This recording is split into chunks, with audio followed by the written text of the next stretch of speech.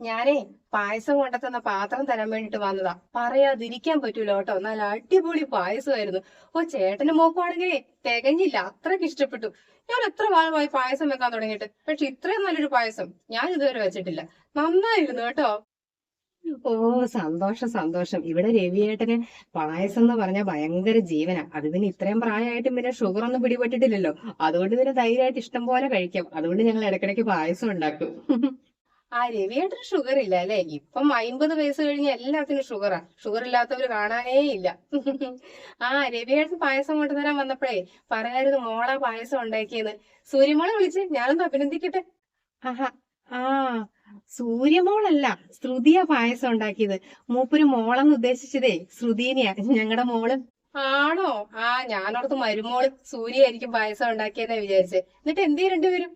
ആഹാ, നാത്തൂനും കൂടി പുറത്തു പോയേക്കും, എന്തൊക്കെ സാധനങ്ങളൊക്കെ വാങ്ങാനുണ്ടെന്ന്. ഇപ്പൊ എത്തുമായിരിക്കും. കുറച്ചു നേരം ആയി രണ്ടുപേരും കൂടി പോയിട്ട്. ശ്രുതി അങ്ങനെ ഒറ്റയ്ക്ക് പുറത്തൊന്നും പോകുമൊന്നുമില്ല. പിന്നെ ഇപ്പൊ അവളെ നിർബന്ധിച്ചത് കൊണ്ടിട്ട് ഞാൻ കൂടെ വിട്ടതാ, നിനക്ക് അറിയാലോ.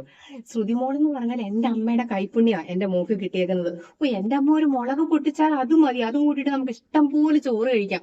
ആ കൈപ്പുണ്യം അതുപോലെ ശ്രുതി മോക്ക് കിട്ടിയേക്കുന്നത്.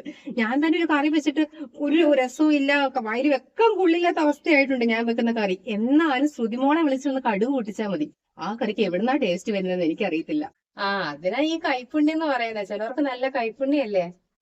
ആ, അതെ അതെ. പിന്നെ എന്റെ മോളായതുകൊണ്ട് പറയല്ല, നല്ല ചിട്ടയില ഞാൻ അവളെ വളർത്തിയതേ. ഇപ്പൊ മുറിയൊക്കെ അടുക്കി പറക്കി വെച്ച് നോക്കുന്നതൊക്കെ കണ്ടാൽ എന്റെ ദൈവമേ.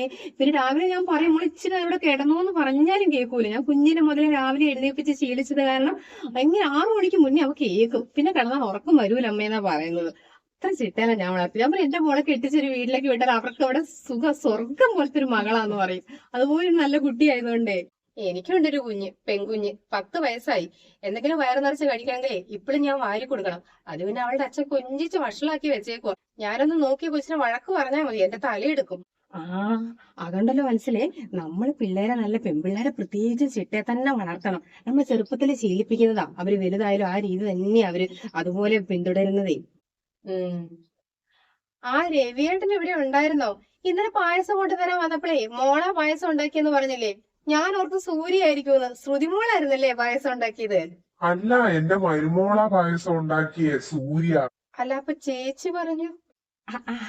അല്ല, രണ്ടുപേരും ഉണ്ടായിരുന്നു ആ അടുക്കളയില്. രണ്ടുപേരും കൂടിയൊക്കെയാ തേങ്ങ ചിരണ്ടി കൊടുക്കാനൊക്കെ സൂര്യൻ കൂടിയായിരുന്നു. ശ്രുതിമോള് തന്നെയാ വെച്ചത്. ആ, നിന്റെ മകള് അതിന് അടുക്കളയിൽ കേറാറുണ്ടോ? എന്നിട്ടല്ലേ പായസം ഉണ്ടാക്കുന്നത്? ഇവളുടെ മകൾക്ക് അടുക്കള കാണുന്നതേ അലർജിയാ. ഒരു ചായ വെക്കാൻ പോലും രവിയേട്ടൻ അവക്കറിയത്തില്ല. പുറത്തോട്ട് പോകാൻ വേണ്ടിട്ട് ഇറങ്ങിയതല്ലേ? പോയിട്ട് വാ, ഞാൻ സാധനങ്ങളുടെ ലിസ്റ്റ് ഒക്കെ വാട്സപ്പിൽ അയച്ചേക്കാം. ആ, ഞാൻ ഇറങ്ങുവാ. രവിയേട്ടൻ കണ്ടൊന്നുമില്ലേ? രവിയേട്ടൻ മുറിയിലായിരുന്നു. ആ, രണ്ടുപേരും കൂടെ അടുക്കളയിൽ വെക്കുകയൊക്കെ ചെയ്തത്. പിന്നെ നെയ്യില് എന്താണ്ടൊക്കെയാ വറുത്തൊക്കെ ശ്രുതിമോള ഇട്ടത്. അതുകൊണ്ടാ പായസം അത്ര നന്നായതേ. ആ, മനസ്സിലായി. പാത്രം ഇവിടെ വെക്കുന്നുണ്ടേ. പോട്ടെ.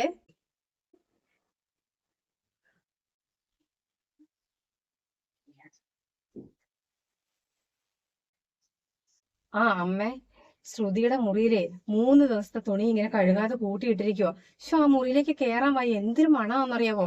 എങ്ങനെയാ അവൾ അതിനകത്ത് കിടന്നുറങ്ങുന്നേ? അവളോട് പറ ഒന്ന് കഴുകിയിടാൻ. ആ, അത് നമുക്ക് ഭയങ്കര തലവേദനയല്ലായിരുന്നോ? 2 ദിവസമായിട്ട് തലവേദന ഉണ്ടെന്നൊക്കെ എന്നോട് ഇങ്ങനെ വന്ന് പറഞ്ഞായിരുന്നു. അതുകൊണ്ടായിരിക്കും. പിന്നെ എനിക്കെന്ന് പറഞ്ഞാൽ അത്രയും വയ്യ, അല്ലെങ്കിൽ ഞാൻ കഴുകിയിട്ടേനെ. മോള് കഴുകിയപ്പോ എന്നാ അവളുടെ കൂടെ ഒന്നും എടുക്കത്തില്ലായിരുന്നോ? അതിന് വയ്യാത്തോണ്ടല്ലേ. എനിക്ക് അവളെ കണ്ടിട്ട് അത്ര വയ്യാഴികയൊന്നും തോന്നിയില്ലമ്മേ. പിന്നെ ഞാൻ വാഷിംഗ് മെഷീനകത്താ തുണി ഇടുന്നത്. അവക്ക് പിന്നെ മെഷീനകത്ത് ഇടുന്ന ഇഷ്ടമല്ലല്ലോ. കല്ലെ തന്നെ കൊണ്ടിട്ടിട്ട് അലക്കണം. ആ, അവക്ക് പിന്നെ ഡ്രസ്സൊക്കെ നല്ല വൃത്തി വെടുപ്പമായിട്ടിരിക്കണം. ഈ വാഷിംഗ് മെഷീനകത്ത് എല്ലാവരുടെ ഡ്രസ്സും കൂടി ഒരുമിച്ചിട്ട് അലക്കുന്നതൊന്നും ഇഷ്ടമില്ല അതിന്. അത്രയും വൃത്തി വിന ഉള്ളത് കൊണ്ടല്ലേ. ആ, ഭയങ്കര വൃത്തിക്കാരിയാ. വൃത്തി കൂടുതലുള്ളത് കൊണ്ടായിരിക്കും 3 ദിവസത്തെ തുണി ഇങ്ങനെ കഴുകാതെ കിടക്കുന്ന റൂമിനകത്ത് കൂട്ടിയിട്ടേക്കുന്നത്. മുഷിച്ച തുണിയുടെ ഒരു നാറ്റവേ. അമ്മയൊന്ന് പോയി നോക്ക്. ആ, വൃത്തി കൂടുതലുള്ളത് കൊണ്ടായിരിക്കും. ആ, അഹങ്കാരി, അഹമ്മതി വർത്താനം. അതങ്ങനെ ആ തള്ളയുടെ അല്ലേ മോള്. അമ്മായിയമ്മയാണെങ്കിൽ ഒരു ബഹുമാനം ഇല്ല. ഇതെന്താ ലീലെ കയ്യില് തുണിയൊക്കെ ആയിട്ട്? ഒന്നും പറയണ്ടെന്നേ, വീട്ടിലെ അയൺ ബോക്സ് ഒരാഴ്ചയായിട്ട് വർക്ക് ചെയ്യുന്നില്ല. ഇന്നലെ ആണെങ്കിൽ മോള് വന്നു. രാവിലെ പെണ്ണ് പോകാൻ വേണ്ടിട്ട് അയൺ ചെയ്യാൻ നോക്കുമ്പോൾ അയൺ ബോക്സ് ഓൺ ആകുന്നില്ല. ഇതാണെങ്കിൽ അയൺ ചെയ്യാണ്ട് ഇട്ടുകൊണ്ട് പോകാനും പറ്റൂല. അപ്പൊ എന്നോട് പറഞ്ഞു, അമ്മ ഒന്ന് അപ്പുറത്ത് പോയിട്ട് ഒന്ന് അയൺ ചെയ്തോണ്ട് വാ അമ്മയെന്ന് പറഞ്ഞേ. അതാ ഞാൻ ഇങ്ങോട്ട് ഓടി വന്നത്. ഞാൻ ഒന്ന് അയൺ ചെയ്തോട്ടെ? ആ, അതിനെന്താ, ഇവിടെ വന്നിട്ട് അയൺ ചെയ്തു, ഒരു കുഴപ്പമില്ല. ഇവിടെ പിന്നെ എന്തെങ്കിലും ഒരു സാധനം കേടാന്ന് കണ്ടാ മതി, എന്റെ മോൻ ശരത്ത് അത് എങ്ങനെയെങ്കിലും അവനത് ശരിയാക്കി എടുക്കും. എന്നാ ഞാൻ പറയാടാ, വേറെ വാങ്ങാടാ. എന്തിനു വേറെ വാങ്ങുന്നത്, ഇപ്പൊ ഞാൻ ശരിയാക്കി തരാം, ഇപ്പൊ ശരിയാക്കി തരാന്ന് പറയേ. ദൂരെ കളയാറായ സാധനം പോലും ആ ചെറുക്കൻ എങ്ങനെയാണ് ശരിയാക്കണമെന്ന് എനിക്കറിയത്തില്ല കേട്ടോ. ഇതൊന്നും പഠിച്ചിട്ട് ചെയ്യുന്നതല്ലോ. അയ്യോ, നല്ലൊരു തലയ്ക്കകത്ത് അത്രയും ബുദ്ധിയുണ്ട് കേട്ടോ. അതുകൊണ്ട് ഇനിയിപ്പോ വേറെ വാങ്ങാനൊന്നും നിൽക്കൊന്നും വേണ്ട. അവൻ വന്ന് നോക്കും, അവനെ ഞാൻ അങ്ങോട്ട് വിടാൻ വന്ന് നോക്കി ശരിയാക്കി തരും കേട്ടോ. എന്റെ ദൈവമേ, പൊങ്ങച്ചം തുടങ്ങി. എന്റെ ദൈവമേ, ഒരു ദിവസം വീട്ടിലിരുന്ന ചെറുക്കൻ അടങ്ങിയിരിക്കുകയല്ല. അയ്യോ, അതിന്റെ കയ്യും കാലും അടങ്ങിയിരിക്കുകയല്ല. എന്തെങ്കിലുമൊക്കെ ഇങ്ങനെ മിനുമിനാന്ന് പറഞ്ഞ് പണിയും ചെയ്ത് ഇങ്ങനെ നടക്കുവേ. അയ്യോ, കഴിഞ്ഞ ദിവസം പാൻ കറങ്ങുന്നില്ലെന്നും പറഞ്ഞ് മണ്ടയ്ക്ക് വലിഞ്ഞു കയറി അത് നേരെയാക്കി. എന്റെ ദൈവമേ, എത്ര കൊല്ലം പഴക്കമുള്ള പാന ദൂരെ കളയാറായി. കരണ്ടലൊക്കെ കളിക്കുന്ന കാണുമ്പോ എനിക്കങ്ങ് പേടിയാന്ന്. അവന് ഷോക്ക് അടിക്കുവോ എന്തെങ്കിലും. ഞാൻ പറഞ്ഞ പോലെ ഇതൊന്നും അവൻ ഇതിന്റെ ഒന്നും പഠിച്ചിട്ടൊന്നും അല്ലല്ലോ, അതുകൊണ്ട് എനിക്കൊരു ടെൻഷനാ. ചെറുക്കൻ പറയും അമ്മയ്ക്ക് ഒരു ധൈര്യം ഇല്ലെന്ന് പറയും.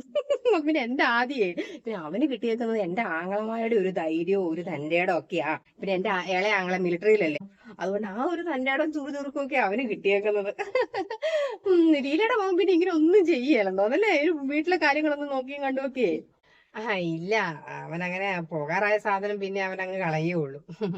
ആ ആ ആ ആ ഞാനൊന്ന് അയൺ ചെയ്തോട്ടെ?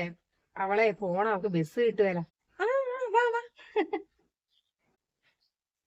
ഞാനെന്നാ പിന്നെ പോയിക്കോട്ടെ? ആ അയൺ ചെയ്ത് കഴിഞ്ഞോ? ആ ആ ആ അല്ല, സൂര്യ ഇവിടെ ഉണ്ടായിരുന്നോ? ആ ആ അത് ശരി. എന്റെ ശ്രുതി എന്തി? അവള് റൂമിൽ എന്തെങ്കിലും വായിച്ചോണ്ടോ ഒക്കെ ഇരിക്കുവായിരിക്കും. അതങ്ങനെ ഈ 4 പേര് സംസാരിക്കുന്നിടത്ത് വന്ന് എത്തി നോക്കുവോ, ഈ മൂത്തവര് സംസാരിക്കുന്നിടത്ത് അഭിപ്രായം പറയും, അങ്ങനത്തെ ഒരു ശീലവും എന്റെ മോക്കില്ല. അത്രയും ഒരു ചിട്ടയിലും അച്ചടക്കത്തിലും ഞാൻ അവളെ വളർത്തിയതേ.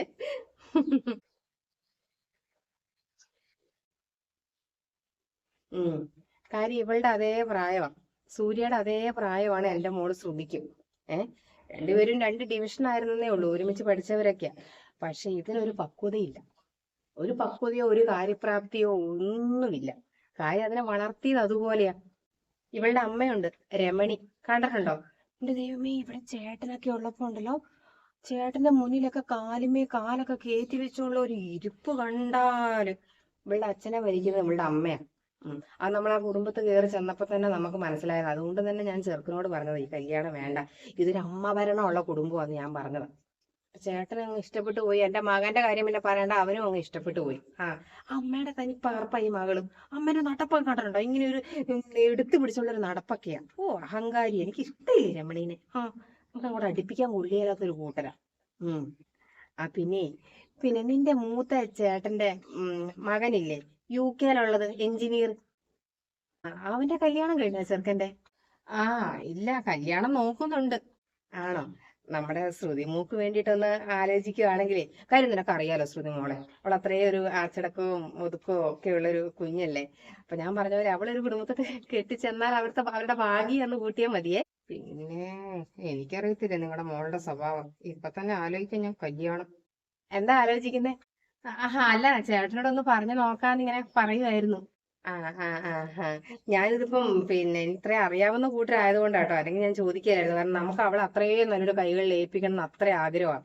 നമ്മൾ അത്രയും സൂക്ഷിച്ച് അവളെ കെട്ടിച്ചു വിടുള്ളൂ. അതുകൊണ്ട് ഇപ്പൊ അറിയാവുന്നവരായതുകൊണ്ട് ഞാൻ താല്പര്യം ഉണ്ടെങ്കിലേ ഒന്ന് പറഞ്ഞു നോക്കണ്ട. എന്നാ പിന്നെ ഞാനങ്ങ് പോയിക്കോട്ടെ, നമുക്ക് ആലോചിക്കാം. ആ ആ ആ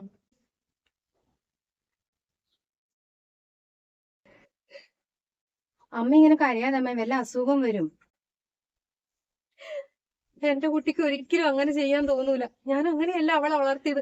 ഇന്ന് വരെ അവളൊരു ആൺപിള്ളേരുടെ മുഖത്ത് നോക്കുന്നത് നീ കണ്ടിട്ടുണ്ടോ? ഇവിടെ അച്ഛനെടുത്തായാലും ആരെങ്കിലും സംസാരിക്കാൻ വന്ന എന്റെ മോൾ മുറിക്ക് പുറത്തിറങ്ങൂല. ഒരു കല്യാണ വീട്ടിലോ എവിടെയെങ്കിലും പോയാൽ ഒരു മൂലയ്ക്ക് ഒതുങ്ങിയിരിക്കുന്ന കുട്ടിയാ. അത്ര ചിട്ടയല്ല ഞാൻ അവളെ വളർത്തിയത്. ഇതാ തമിഴ്നാട്ടിൽ നിന്ന് കൊണ്ടുവന്ന എന്തോ കൂടോത്രം എന്റെ മോക്ക് ചെയ്തു. അല്ലെങ്കിൽ നാട്ടുകാരോ എന്തോ എന്റെ മോക്ക് വെച്ച് കൊടുത്തിട്ടുണ്ട് കൂടോത്രം. അല്ലാണ്ട് എന്റെ മോൾ എങ്ങനെയൊന്നും ചെയ്യൂല. കണ്ണു കിട്ടിയതാ എന്റെ മോക്ക്, കണ്ണു കിട്ടിയതാ. പാവം എന്റെ മോള്, ഒന്നും അറിയാത്ത പാവം കുഞ്ഞ്. നീ പോയി ഇച്ചിരി വെള്ളം എടുത്തോണ്ടോ എനിക്ക്? ഇപ്പൊ എടുത്തോണ്ട് വരാം. എന്റെ ദൈവമേ, എന്റെ കുഞ്ഞ് എവിടെയാണോ? എന്റെ ദൈവമേ, പാവം എട്ടും മുട്ടും തിരിയാത്ത എന്റെ കുഞ്ഞ്. ഉം പിന്നെ കണ്ണു കിട്ടിയതാ പോലും. മകൾ ഒളിച്ചോടി പോയാലും മകളെ ന്യായീകരിക്കുന്നതിന് ഒരു കുറവുമില്ല. ഇപ്പോഴും സ്വന്തം മോക്ക് ഒരു കുറ്റവും ഇല്ല. ഇങ്ങനത്തെ ഒരു തള്ള. സൂര്യ, ആ ലീലേച്ചി, ആ പെണ്ണ് എപ്പോഴാ പോയത് ഇറങ്ങി? എന്റെ പൊന്നു ലീലേച്ചി, രാവിലെ തുണി ചുരിദാർ ഉണ്ടായിരുന്നു, അത് തയ്ക്കാൻ കൊടുക്കാനാന്നും പറഞ്ഞ് പോയതാ. പിന്നെ തിരിച്ചു വന്നിട്ടില്ല. പിന്നെ തുണികളൊന്നും എടുത്തുകൊണ്ട് പോയിട്ടില്ല. 15 പവന്റെ സ്വർണം കൊണ്ടുപോയിട്ടുണ്ട്. 15 പവന്റെ സ്വർണം കൊണ്ടല്ലേ പോയത്, പിന്നെ എന്തിനാ തുണി? എന്നാലും ആ രാജേട്ടന്റെ മകൻ വിപിന്റെ വീടിന്റെ വാർപ്പിന്റെ പണിക്ക് വന്ന തമിഴിന്റെ കൂടെ തന്നെ പോയല്ലോ എന്നാ ഞാൻ വിചാരിക്കുന്നത്. കഷ്ടം തന്നെ ഈ പെണ്ണിന്റെ കാര്യവേ. ഇവളുടെ മനസ്സിൽ ഇങ്ങനെ ഒരു കള്ളത്തനുണ്ടെന്ന് ആരെങ്കിലും അറിഞ്ഞോ എന്റെ പൊന്നി ചേച്ചി? ആ ചെറുക്കൻ കറുത്ത് പിന്നെ അങ്ങനെയൊക്കെ ഞാൻ കണ്ടിട്ടുണ്ട് അതിനെ. പക്ഷെ മുഖത്തോട്ട് നോക്കിയാൽ ഒരു അഴകൊക്കെ ഉണ്ട്. അത് പറഞ്ഞിട്ടായോ ഇതിന്റെയൊക്കെ നാട് ഏതാ, ഊരേതാ, പേരെന്താ, വീട്ടഡ്രസ് എന്നതാ എന്തെങ്കിലും നമുക്ക് അറിയാവോ? ഈ പെങ്കുച്ചിന് വേറെ ആരെയും ഇവിടെ ഈ കേരളത്തിൽ കിട്ടിയില്ലേ? ഇതെങ്ങനെ പരിചയപ്പെട്ടു ഈ ചെറുക്കനെ? അമ്മോ, എങ്ങനെ പരിചയപ്പെട്ടെന്ന് ദൈവത്തിനറിയാം. ഞാൻ പോലും അറിഞ്ഞില്ല. നമുക്ക് ആർക്കും അങ്ങനെ ഒരു സംശയം ഇതുവരെ തോന്നിയിട്ടേ ഇല്ല.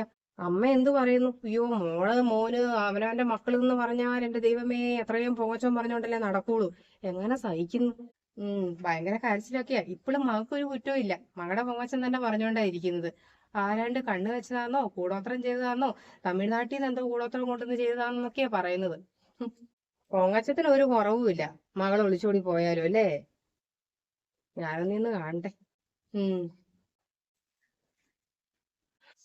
ആ ലീലേ, നീ അറിഞ്ഞില്ലേ? നിനക്കറിയത്തില്ലേ എന്റെ മോടെ സ്വഭാവം? തങ്കം പോലത്തെ ഒരു പെങ്കൊച്ച് ഈ നാട്ടിലുണ്ടോ? ഇത്ര നല്ലൊരു പെങ്കൊച്ച് അതങ്ങനെ അറിഞ്ഞോണ്ടൊരു തെറ്റ് ചെയ്യുമെന്ന് എനിക്ക് തോന്നുന്നില്ല. ഇതാരോ കൂടോത്രം ചെയ്തതാ. എനിക്ക് ആ സർലാനെ നല്ല സംശയമുണ്ട്. അവക്ക് എന്റെ മോളെ വഴിതെറ്റി പോകാഞ്ഞിട്ട് അവക്ക് ഭയങ്കര വിഷമമായിരുന്നു. അവളുടെ മോള് പോയല്ലേ 40 വയസ്സുള്ള ആ ഒരുത്തന്റെ കൂടെ, രണ്ടാം കെട്ടുകാരന്റെ കൂടെ. എന്റെ പൊന്നി ചേച്ചി, ഇങ്ങനെ ഏത് നേരം മക്കളെ പൊങ്ങച്ചം പറഞ്ഞുകൊണ്ട് ഇങ്ങനെ നടന്നാ പോരാ. മക്കളെ കുറിച്ചൊരു മതിപ്പൊക്കെ വേണം. ആണായാലും പെണ്ണായാലും മക്കളുടെ അടുത്ത് വിശ്വാസവും വേണം. പക്ഷെ അവരുടെ ഉള്ളിലെ കള്ളത്തരങ്ങളും കൂടി മനസ്സിലാക്കാൻ അമ്മമാർക്ക് പറ്റണം. അല്ലാണ്ട് സ്വന്തം മക്കൾ എന്ത് കുറ്റം ചെയ്താലും അവരെ ഇങ്ങനെ ന്യായീകരിച്ചുകൊണ്ടിരിക്കുവല്ല വേണ്ടത്. ഇതിപ്പോ സൂര്യമോളെ നിങ്ങൾക്ക് കണ്ണെടുത്താൽ കണ്ടുകൂടായിരുന്നല്ലോ. ആ പെങ്കൊച്ച് എന്തെങ്കിലും നല്ല കാര്യം ചെയ്താലും അതിനെ ഒന്നും പറയുകയില്ല. അതിനിങ്ങനെ മരുമോളായിട്ട് വേർതിരിച്ച് കണ്ടുകൊണ്ടിരുന്നു. ഇതിപ്പോ മകള് വലിയ പണി തന്നിട്ട് പോയില്ലേ. അവള് വെറും കള്ളിയായിരുന്നു, കള്ളി. ഞാനിപ്പോ ആലോചിക്കുമായിരുന്നു, എന്റെ മൂത്ത ചേട്ടന്റെ മകനെ വേണ്ടി ആലോചിക്കാതിരുന്നത്. എന്റെ ദൈവമേ, ആ ചെറുക്കനെ കൊണ്ട് അങ്ങനെ കെട്ടിച്ചിട്ട് ഈ പെണ്ണ് ഈ തമിഴിന്റെ കൂടെ കല്യാണത്തലേന്ന് അങ്ങനെ ഇറങ്ങിപ്പോയി എന്തൊരു നാണക്കേടായിരുന്നു.